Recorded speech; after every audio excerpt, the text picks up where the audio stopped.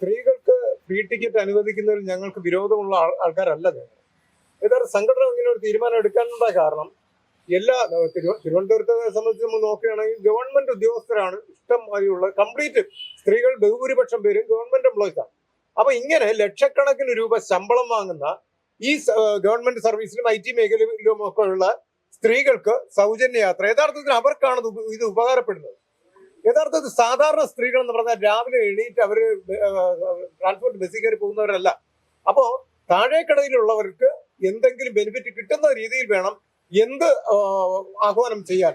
ഒരു സർക്കാർ നമ്മളിപ്പോ ഞാനും കൂടി ആഗ്രഹിച്ച ഒരു സർക്കാരാണ് വന്ന ഒരു നമ്മളെല്ലാവരും ചിരിക്കുന്ന മുഖത്തോടു കൂടി സംസാരിക്കുന്ന ഒരു മുഖ്യമന്ത്രിയാണ് നമ്മൾ കണ്ടത്. വളരെയധികം സന്തോഷമുണ്ട്. അദ്ദേഹത്തെ മുഖ്യമന്ത്രിയാക്കണമെന്ന് ഞാൻ നമ്മുടെ സംഘടനയുടെ പേജിൽ കൂടി എത്രയോ പ്രാവശ്യം പോസ്റ്റ് ഇടുകയും ലൈവ് ചെയ്യുകയൊക്കെ ചെയ്തതാണ്. അപ്പോ ഇവിടെ അദ്ദേഹം അധികാരത്തിൽ കയറി അദ്ദേഹത്തെ ഒന്നും കുറ്റം പറഞ്ഞിട്ട് കാര്യമില്ല. ഇവിടുത്തെ കോൺഗ്രസ് സർക്കാരിനെയോ അങ്ങനെ ഒന്നും കുറ്റം പറയാൻ പാടില്ല.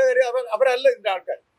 കേന്ദ്രത്തിൽ വന്ന് നമ്മുടെ രാഹുൽ ഗാന്ധി ഇവിടുത്തെ പ്രധാനമന്ത്രി ആവണമെന്ന് നമ്മളൊക്കെ ഒരു ദിവസമെങ്കിലും പ്രധാനമന്ത്രി ആവണമെന്ന് ആഗ്രഹിച്ച രാഹുൽ ഗാന്ധി മറ്റുള്ള സ്റ്റേറ്റുകളിൽ പറയുന്നത് പോലെ കേരളത്തിൽ വന്നിട്ട് ഒരു പ്രഖ്യാപനം നടത്തി ട്രാൻസ്പോർട്ട് ബസ്സിൽ സ്ത്രീകൾക്ക് ഫ്രീ ടിക്കറ്റ് അനുവദിക്കുകയാണെന്ന്. യഥാർത്ഥത്തിൽ മലയാളികളായിട്ടുള്ള സ്ത്രീകളെ കുറിച്ച് അല്ലെങ്കിൽ മലയാളികളെ കുറിച്ച് മനസ്സിലാക്കാതെയും പഠിക്കാതെയുമാണ് രാഹുൽ ഗാന്ധി ഇങ്ങനെ ഒരു വിഡ്ഢിത്തം പറഞ്ഞതെന്നാണ് ഞാൻ മനസ്സിലാക്കുന്നത്. കാരണം അദ്ദേഹം പറഞ്ഞും പോയി ഇവിടെ കേരളത്തിലെ നേതാക്കന്മാർക്ക് ഇത് നടപ്പിലാക്കാൻ പറ്റാത്തൊരവസ്ഥ, അവർ എന്ത് ചെയ്യണമെന്ന് അറിയാൻ പാടില്ലാത്തൊരു അവസ്ഥയിലാണ് അവരിപ്പോ നിലവിൽ ഇങ്ങനെ ഒരു 15-ാം തീയതി മുതൽ ഇങ്ങനെ ഒരു എന്താ പറയാ ഫ്രീ ടിക്കറ്റ് അനുവദിക്കുന്നത്. അപ്പൊ തികച്ചും ഇത് ഖേദകരമാണ്. അങ്ങനെയാണെങ്കിൽ ഇവർ ചെയ്യേണ്ടത് നമ്മുടെ അഭിപ്രായത്തിൽ 60 വയസ്സ് കഴിഞ്ഞ പുരുഷന്മാർക്ക്, അവർക്കറിയാലോ എണീറ്റ് പോലും നടക്കാൻ പറ്റാത്ത ഒത്തിരി പിതാക്കന്മാര് അവര് ടിക്കറ്റ് എടുത്ത് ബസ്സിൽ നിന്ന് യാത്ര ചെയ്യുന്ന ഒരു സാഹചര്യമാണ് ഇപ്പോഴും നിലവിലുള്ളത്. ഇനി അങ്ങോട്ട് കൂടുകയും ചെയ്യും. അപ്പൊ ഈ 60 വയസ്സ് കഴിഞ്ഞവരും ഈ വികലാംഗർ മറ്റുള്ളവരൊക്കെ ഉണ്ടല്ലോ ടിക്കറ്റ് എടുത്ത് പോകുന്നവർ, അവരെയൊക്കെ ഒഴിവാക്കണം. അത് മാത്രവുമല്ല, പ്രധാനപ്പെട്ട ഒരു കാര്യം വിദ്യാർത്ഥികളായിട്ടുള്ള എന്ന് വെച്ചാൽ ഏതൊരു പ്രായമല്ല, പഠിക്കുകയാണോ ആ പഠിക്കുന്ന കുട്ടിക്ക്, അത് ആൺകുട്ടിയായാലും പെൺകുട്ടിയായാലും ഫ്രീ അനുവദിക്കട്ടെ. പിന്നോക്കം നിൽക്കുന്ന സ്ത്രീകൾക്ക് ഫ്രീ കൊടുക്കട്ടെ. അതിനൊരു മാന്യത ഉണ്ടല്ലോ. ഇതല്ലാതെ എല്ലാ സ്ത്രീകൾക്കും ഇത് അനുഭവിക്കുന്നവരെ ഇതിലിപ്പോ എന്ത് മാന്യത കുറവാണുള്ളത്? ഞാനൊരു കാര്യം പറയട്ടെ. ഇത് പ്രഖ്യാപനം ഉണ്ടായ സമയത്ത് തന്നെ ആരും തന്നെ പറഞ്ഞിട്ടില്ല ഇത്ര പ്രായപരിധിയിലുള്ളവർക്കായിരിക്കും സൗജന്യ യാത്ര എന്നുള്ളത്. അവര് തുടക്കം മുതൽ തന്നെ സ്ത്രീകൾക്ക് എന്നുള്ളൊരു കാര്യമാണ് പറഞ്ഞത്. അത് നടപ്പിലാക്കാൻ പോകുന്നു എന്നുള്ളതാണ്.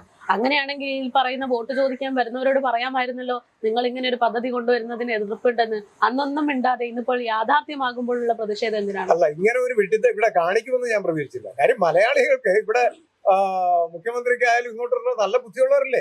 അപ്പൊ ബുദ്ധിയുള്ളത് കൊണ്ടാണല്ലോ അവർ ഈ മേഖലയിലോട്ട് എത്തിയത്. അപ്പൊ ഇതിനെക്കുറിച്ചൊരു പഠനം നടത്തി ആർക്ക് കൊടുക്കണം, എങ്ങനെ കൊടുക്കണം, ഫ്രീ കൊടുത്തോട്ടെ. അത് സാധാരണക്കാർക്ക്, അല്ലാതെ ലക്ഷക്കണക്കിന് രൂപ ശമ്പളം വാങ്ങുന്നവർക്ക് ഫ്രീ ടിക്കറ്റ് അനുവദിക്കുക എന്ന് പറഞ്ഞാൽ അത് വിഡ്ഢിത്തമല്ലേ? ഞാൻ പറയുന്നത് അതാണ്. സ്ത്രീകൾക്ക് ഫ്രീ അനുവദിക്കണ്ട എന്നല്ല പറയുന്നത്.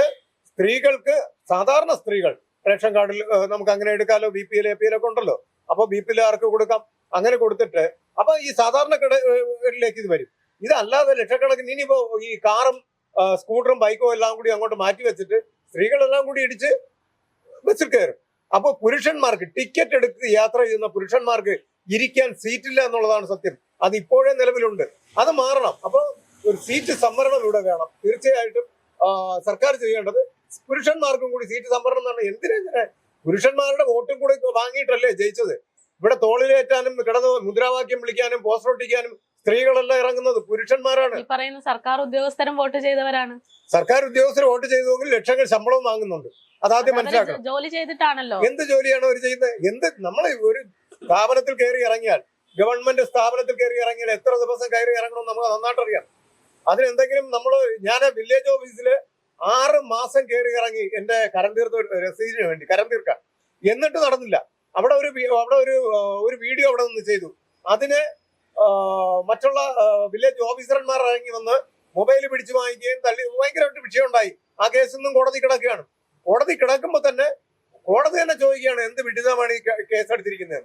മനസ്സിലായില്ലേ? ആ നിലയിലോട്ട് പോവുകയാണ്. അപ്പം 6 മാസം കഴിഞ്ഞു. പിന്നെ ഞാൻ 1.5 വർഷം കയറി ഇറങ്ങിയിട്ടാ അത് ഞാൻ വാങ്ങിച്ചെടുത്തത്. മനസ്സിലാക്കണം. അപ്പോൾ നമ്മള് സർക്കാർ ഉദ്യോഗസ്ഥർ ആ പണി കാര്യമായിട്ട് ചെയ്യുന്നില്ല എന്നുള്ളതാണ്. പണി ചെയ്യാതെയാണ് അവർ ബഹുഭൂരിപക്ഷം പേരും ശമ്പളം വാങ്ങുന്നത്. എന്ന് പറഞ്ഞാൽ ജോലി ചെയ്ത് സാധാരണക്കാർ ജോലി ചെയ്ത് ജീവിക്കുന്നവരെ ജീവിക്കാൻ അനുവദിക്കാത്ത രീതിയിലാണ് ഇവിടുത്തെ സർക്കാർ ഉദ്യോഗസ്ഥർ ബഹുഭൂരിപക്ഷം പേര് നിൽക്കുന്നത്. അവർക്ക് ആനുകൂല്യം കൊടുക്കുകയാണ് എന്ന് പറഞ്ഞാൽ ഖജനാവിൽ വരുന്നതിന്റെ 70% 73 അങ്ങനെ എന്തോ ശതമാനം കാശും ഈ പെൻഷൻകാർക്കും ഈ സർക്കാർ ഉദ്യോഗസ്ഥർക്കുമാണ് പോകുന്നത്. അപ്പൊ നമ്മൾ സാധാരണക്കാർക്ക് എന്താണ്? കർഷകർക്കല്ലേ കൊടുക്കേണ്ടത്? പെൻഷൻ കൊടുക്കേണ്ടത് 10,000 രൂപ വെച്ച് യഥാർത്ഥം പറഞ്ഞാൽ എല്ലാ കർഷകർക്കും കൊടുക്കണം. അവർക്കാണ് കൊടുക്കേണ്ടത്, സാധാരണക്കാർക്ക്.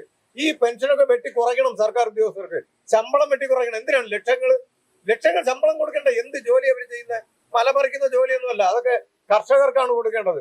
അല്ലാതെ സാധാരണക്കാരുടെ ഇടയിൽ ഈ ഭരണം കാശൊക്കെ അവർക്ക് വേണം. എന്തെങ്കിലുമൊക്കെ ഗുണം, എന്തെങ്കിലും ഭരണത്തിൽ ഒരു ഗുണം കിട്ടേണ്ടത് സാധാരണക്കാരിലാണ്, പഠിക്കുന്ന കുട്ടികളിലാണ്.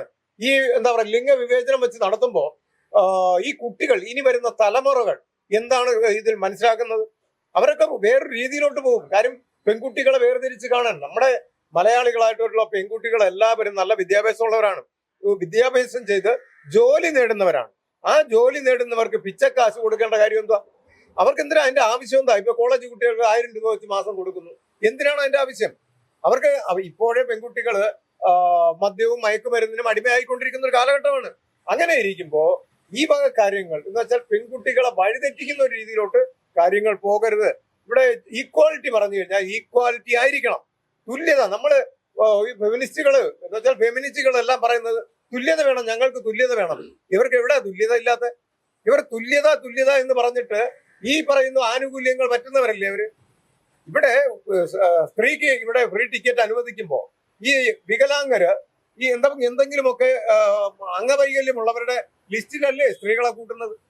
ഒരു ഫ്രീ കൊടുക്കുമ്പോൾ അവർക്ക് എന്തോ പോരായ്മ ഉണ്ട് എന്നാണ് മനസ്സിലാക്കുന്നത്. സ്ത്രീക്ക് ഒരു പോരായ്മയില്ല. പുരുഷനേക്കാളും ഇന്ന് കഴിവും വിദ്യാഭ്യാസവും ഉള്ളത് സ്ത്രീകൾക്കാണ്. അപ്പൊ അവർക്ക് ഫ്രീ ടിക്കറ്റ് കൊടുത്ത് ഒതുക്കുകയല്ല ചെയ്യേണ്ടത്. അവർ പണിയെടുത്ത് അവർ ടിക്കറ്റ് എടുക്കട്ടെ, ടിക്കറ്റ് എടുത്ത് അന്തസ്സായിട്ട് പോട്ടെ. സാധാരണ സ്ത്രീകളുണ്ടല്ലോ, വീട്ടമ്മമാര്, ജോലിക്ക് എന്ന് പറയുമ്പോൾ ലക്ഷങ്ങൾ സമ്പാദിക്കാത്തവര്, അവർക്ക് വേണ്ടി അവർക്ക് ഫ്രീ അനുവദിക്കും. അതാണ് ചെയ്യേണ്ടത്. അതുപോലെ കുട്ടികൾക്ക് ഞാൻ പറഞ്ഞല്ലോ, സ്കൂൾ കുട്ടികൾ, അത് ആൺപെൺ വേർതിരിവില്ലാതെ എല്ലാ പഠിക്കുന്ന പിള്ളേർക്കും അവർക്ക് ഫ്രീ ടിക്കറ്റ് കൊടുക്കണം. അതാണ് നല്ലത്. അതൊക്കെ ആകുമ്പോൾ ഭരണത്തിലേറിയിരിക്കുന്ന നേതാക്കന്മാർക്ക് അവർക്ക് ഇനിയും ജയ് വിളിക്കേണ്ടത് ഈ വരുന്ന തലമുറയും പുരുഷന്മാരുമാണ്. സ്ത്രീകളാരും ഇവരെ തോളിലേറ്റിക്കൊണ്ട് നടക്കാനോ ജയ് വിളിക്കാനോ പോസ്റ്റർ ഒട്ടിക്കാനോ വരുന്നില്ല.